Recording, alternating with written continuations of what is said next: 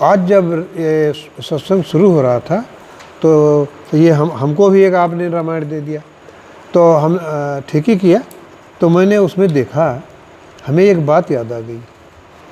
उसमें लाइन एक लिखी थी कि माथे पर जब गुरु मिथिलेशु हमहि तुमहि सपने हु न कलेशु। मतलब जब गुरु हैं या भगवान में हमारा विश्वास है तो हमें ज़िंदगी में कोई कष्ट ही नहीं होगा। अगर कष्ट होगा भी तो वो हंसी हंसी में निकल जाएगा। इसका हमें अनुभव हुआ। मैं वहाँ शिलांग में था तो ऑफिस में कुछ वो हो गया था, आपस में बातचीत, तो हम थोड़ा डिस्टर्ब हो गए। लेकिन उस समय हम स्वाध्याय तो करते ही थे, रामायण वगैरह। तो आया घर पर तो उन दिनों टेप रिकॉर्डर हुआ करता था, ऐसा नहीं था ये जैसे आजकल है मोबाइल में। तो वो हमारे सर के पास ही स्टूल पर रखा रहता था। तो रामायण उसमें का कैसेट लगा हुआ था। और जैसे ही हमने आया तो वही ऑफिस की बातें सोचते सोचते बिस्तर पर लेट गया। ये लोग चाय बना रही होंगी, तो उसी में हमने बटन दबा दिया और रामायण शुरू हो गया मुकेश जी का। तो यही पहली लाइन थी कि माथे पर जब गुरु मिथिलेशु हमहि तुमहि सपने हु न कलेशु।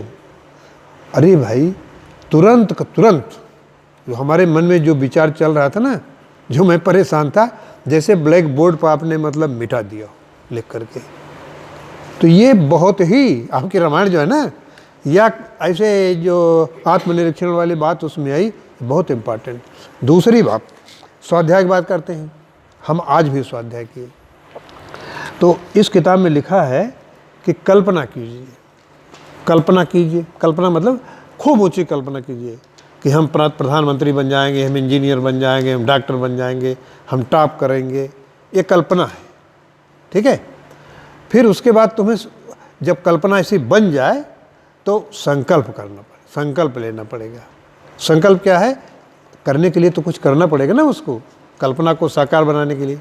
जैसे राइट ब्रदर्स थे, उनके मन में कल्पना आई ऊंची उड़ान कि ऐसा कोई जैसे चिड़िया उड़ती हैं, कोई मशीन तो बन सकती है और उसी में बैठ करके आदमी उड़ सकता है। तो उनकी अगर हवाई जहाज़ का पहला चित्र देखे होंगे तो जैसे अपने यहाँ बैलगाड़ी नहीं होती, ऐसे ही जोड़ जाड़ के बना के उड़ाया है। और बाद में आज देखो चंद्रमा पर, मंगल पर, वही कल्पना कहाँ पहुँचा रही लोगों को। तो ये साइंस का विकास ऐसे होता है।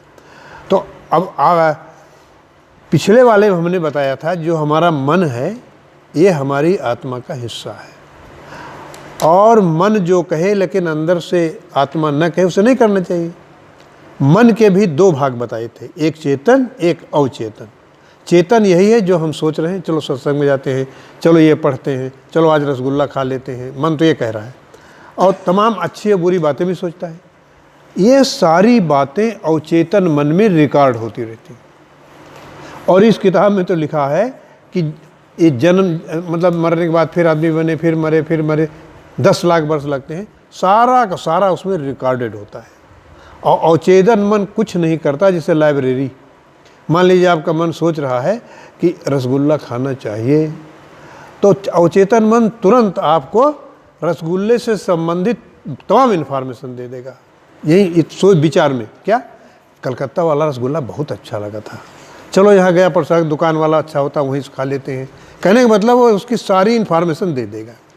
तो जब तुम कोई चीज़ कल्पना करोगे और उसके लिए संकल्प लोगे कि भाई हमको तो क्लास में टॉप करना है, या इस सब्जेक्ट में 100 नंबर लाने हैं, या हमें इंजीनियर बनना है, तो ये करना भी तो पड़ेगा, कोशिश करना पड़ेगा। जब कोशिश करोगे तो उस कोशिश के लिए जितनी भी चीज़ें आवश्यक है वो अवचेतन मन तुम्हारे मन को प्रस्तुत कर देगा। और ये अवचेतन मन कहते हैं भगवान से कनेक्टेड है, वहाँ सब कुछ है उनके पास, अच्छी अच्छी बातें सारी ला के दे देगा, फिर तुम्हारा मन उसको यूज करेगा। तो कहने का तात्पर्य यह है कि अच्छा सोचो, फिर संकल्प करो कि 100 नंबर लाएंगे या टॉप करेंगे या इंजीनियर बनेंगे, जो बनना चाहते हो।